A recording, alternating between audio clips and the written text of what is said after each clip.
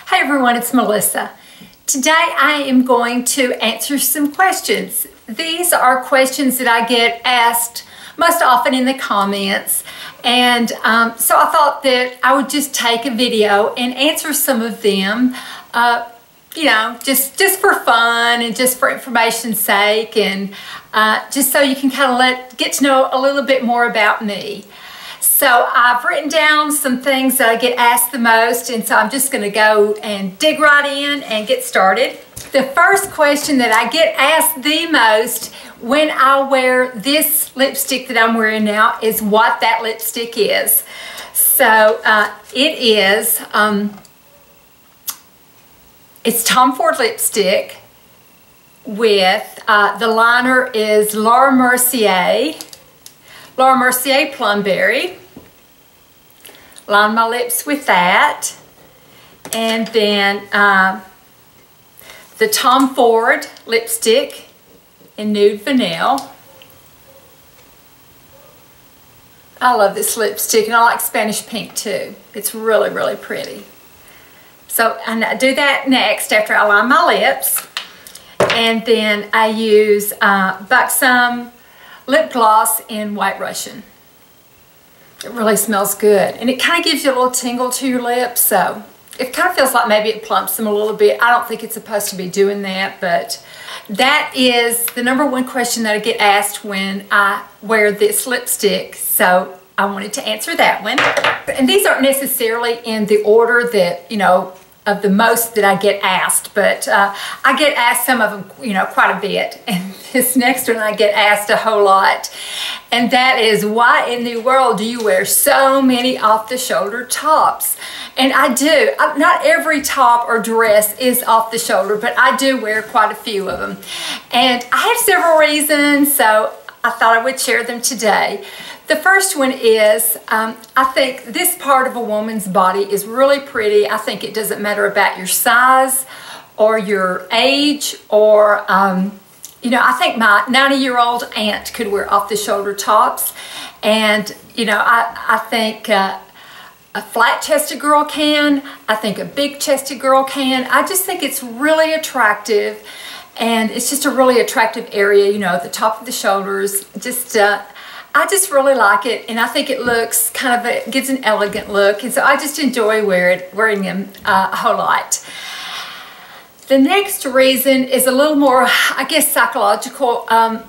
You know, there's so many things that I can't or don't wear anymore, clothes-wise, because of my age. So this is kind of like me saying, you know, to heck with you, old age. I'm going to still have something sassy that I do. If I'm going to stop being sassy, then, you know, I might as well give up. I still want to be, I want to be this old sassy woman that is kind of full of life, and that people want to be around, and that my grandkids and my kids want to come, you know, see me. Just pleasant to be around, and just wearing something like this just gives me that little extra kick to say, I haven't given up yet, or I haven't given in to my age. I'm still going to wear something that is a little bit bolder and a little bit sassier. So it's sort of a psychological thing, as well as liking the way that the whole thing looks. But I think that a good part, not a good part, but some of it is psychological. I really do think that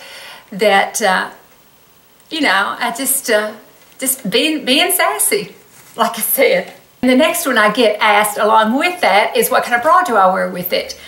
What I usually do is just wear a regular bra and bring the straps down to right below. So my straps are about right here. They stay put. You get used to it. It doesn't bother me because the straps, you know, stretch with the movement of my arms. So it doesn't bother me at all, and I can do my, you know, my shoulders up and down. I have, you know, I've tried several bras, and for a while I wore the Victoria's Secret Multi-Way. And I bought some recently, and I don't care for them anymore. They kind of ride down at the top and squish. So they make you kind of go flat at the top. And they just don't work for me now. They used to some, although I was, you know, I would discreetly have to, you know, push it up a lot, but they really don't work for me now. One of them that I tried that I do like is, was recommended, and I'll link her video below, by Nisha Sugar Puff and Fluff, and she likes the Wonder Bra, the Strapless Wonder Bra. It's hard to find, I think, in the U.S., but she had a link from Fig Leaves,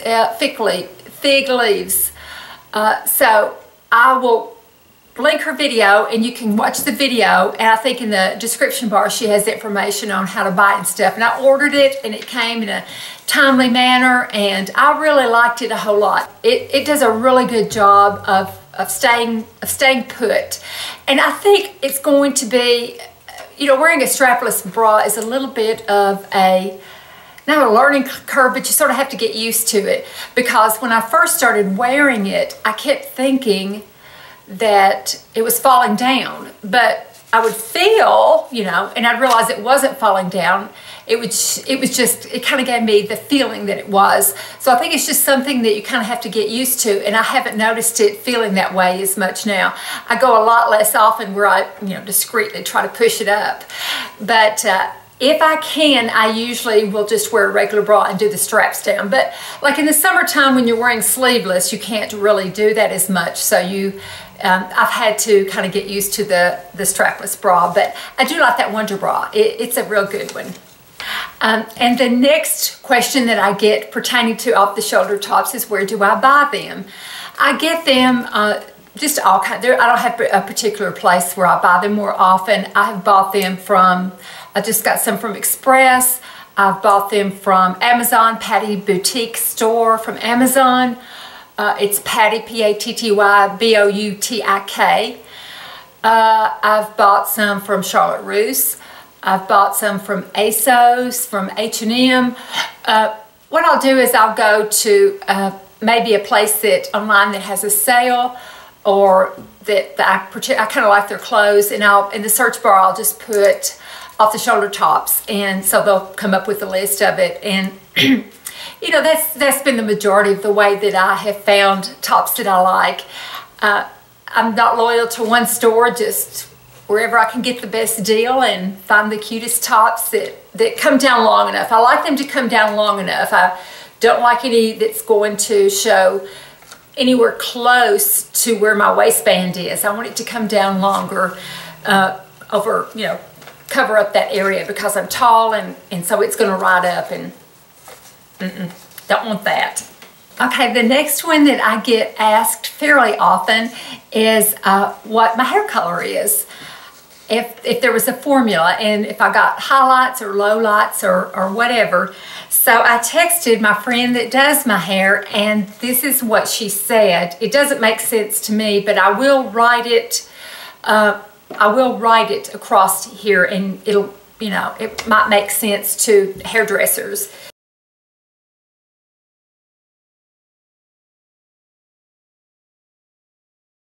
She said, Redken Level 8 Ash Series.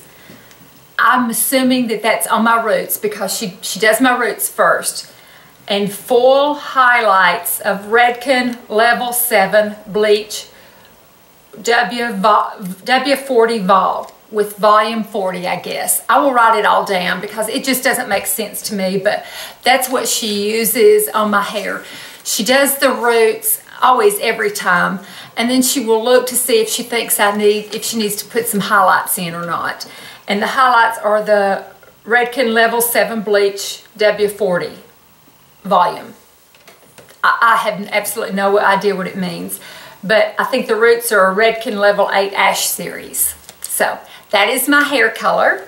And the next one is, what is my hair cut? What she does is she puts long layers in it. So she always cuts it dry. So before I sit down, before she starts doing the color, she will take it up and trim my layers. So she holds it out and trims, and then holds it out and trims, and holds it out and trims, you know, all the way around. Then she'll take a few, she'll like texturize into my crown a little bit, so that, you know, because I like a bump there. And then she'll cut my bangs at an angle, and then she cuts kind of around my face too. You know, she'll cut down. I see her, she'll cut down like this, and she'll cut down on my bangs starting right here all the way down like that, so that it kind of frames my face. So that's how she cuts my hair. And the next question is, am I still doing the full Obagi like I did with all the hydroquinone and everything like I did right before Christmas? And the answer to that is I'm taking a break right now. And so a couple of people had asked if I wasn't doing that routine with the full Obagi, what was my routine now? So it's the routine that I always do, where I use a foaming cleanser, and then I use a washcloth that I make. I knit my washcloths, and then I gently, take the foam off, then rinse. And in the morning, I use vitamin C serum and then Obagi Exfoderm or Exfoderm Forte. I go back and forth. Or at night, I use Obagi blender mixed with retin-A, and then put that on my face. So those are the products I'm using right now. If I feel like my skin is getting, I kind of play with it a little bit. If I feel like my skin is looking a little lackluster or extra wrinkly, then I will go back to the full Obagi and just kind of give it a boost and a little bit of a peel, and then, just kind of go back and forth like that. So that's kind of what I'm doing right now with my current skincare. And then another question I have are about my washcloths, and people wanted to know if I sell them to the public, if I knit them or sell them to the public. I don't. I knit them for myself and my daughter-in-law and my daughter. My daughter and my daughter-in-law use them as, you can use them as dish rags too, to wipe down your counters or wash your dishes with. They do a good job for that. I do both. I have some of them. I have one color that I use for my dishes and another color that I use for my face. If you knit, they're very easy to knit. Just knit, knit, knit. No purling, and that gives you the bumps. The garter stitch gives you the bumps right there.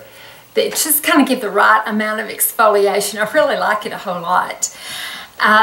And so I remember I think I used about a number 6 needle and cast on probably about 30 stitches, and just knit it as big or as long as you want it. You're the one that's going to be using it, so if you want it bigger, make them bigger or smaller, just whatever fits your hand and what you like using, the size washcloth you like using. Use 100% cotton, and I like cheap cotton like you get on the big spools at Walmart.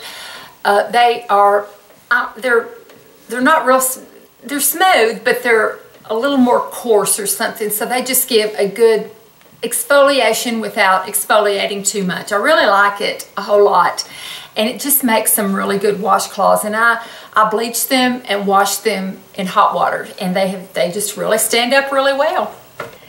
So getting back to my hair, I've been asked recently if I still use nioxin.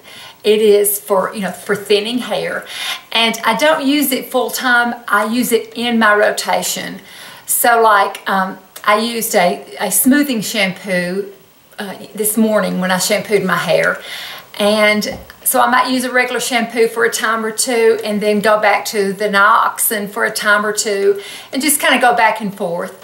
My nioxin makes it a little coarser, so if I'm going to wear it really straight, it's kind of hard to get it straight and kind of, silky feeling if I use that. So it's in my rotation, but I don't use it 100% unless my scalp starts burning or getting irritated, and then I'll go back to it 100% because it always clears it up. So the next one that I get asked, and I'm sorry if this is, some of it is a repeat, but I get asked about children and grandchildren. So I have 2 children. My daughter will be 41 in June, and my son will be, next month will be 37. I don't say their names. They don't want to really have anything to do with my channel. They don't want me mentioning them. They don't want me mentioning their children. So I try to keep, all that separate. They just kind of don't want to be a part of it. My daughter has 3 little girls, and my son has 2 girls and 2 boys. They all live here in town with me, so I see them often. I see them at least every Sunday because I fix Sunday dinner for them. So I'm very blessed that way that I get to spend time with my children and my grandchildren. My daughter moved back home from Seattle. She'd been living there, and my son had been living in Charleston, South Carolina. That's where he went to school, and so he ended up coming back home too. So I was very, very grateful about that. I have wonderful daughter-in-law and son-in-law, so I'm very, very blessed. You know, I really wish that I could, you know, show pictures of them or talk about them more or something like that, but I have to respect my children's wishes, so I don't. And the next one is about my marriage. This is my second marriage to my husband, Doug. We were married, in May, it'll be 31 years. I was married the first time for 13 years, and my first husband is the father of my 2 children, so Doug is their stepfather. My first husband has remarried and has a child. They live in Chattanooga, and we see them often. We all get along real well. So that makes it really nice. We all have really good relationships with us. It's good for the children and it's good for the grandchildren. They get to see all their grandparents, and there's no tension or anything like that. So, you know, that's very nice. Doug and I are lucky that way too. I did have one person ask what I wanted to be when I was a little girl, if I thought I would end up where I am now. And I wanted to be a rockette when I was a little girl. I lived in a little town in Tennessee called Jasper, Tennessee. And then I moved to Kentucky to go to high school. So ended up getting married young. So I didn't get the opportunity to go to New York to be a rockette, to at least try to be a rockette, but that's what I would have liked to have done. Would be, you know, be a high-kicking rockette. So it's probably not much of an ambition, but that's what I really wanted to do when I was little. And the last one is I get asked about my diet. I am gluten-free and have been for a few years due to health reasons.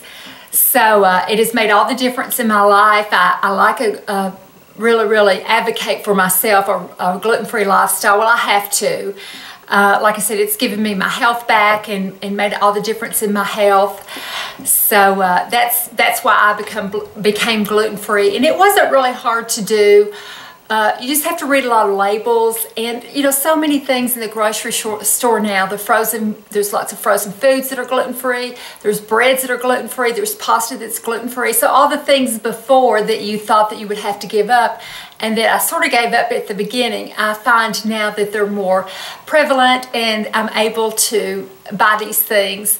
And you know, the flour that I use, my favorite flour that I like to use is called Cup for Cup. So it does a good job. I bake all the stuff that I would normally make for my family, for birthday cakes to pies. So we don't feel like we're being denied you know, special things that other people get to eat. I'm gluten-free. My daughter is. My daughter-in-law, all of my son's children except for one has to be gluten-free. And 2 of my daughter's children have to be gluten-free. So we are a gluten-free family, and you know, that's all that I cook. So anyway, those are some questions that I get asked the most often. I thought I would just do a quick video on it on this Sunday afternoon. I've got my mashed potatoes done for my Sunday dinner, getting ready to start my green beans, and we're having chicken fried steak. So gonna have a big time. Thank you so much for watching. I hope everyone has a wonderful week, and I'll see you in a few days. Bye-bye.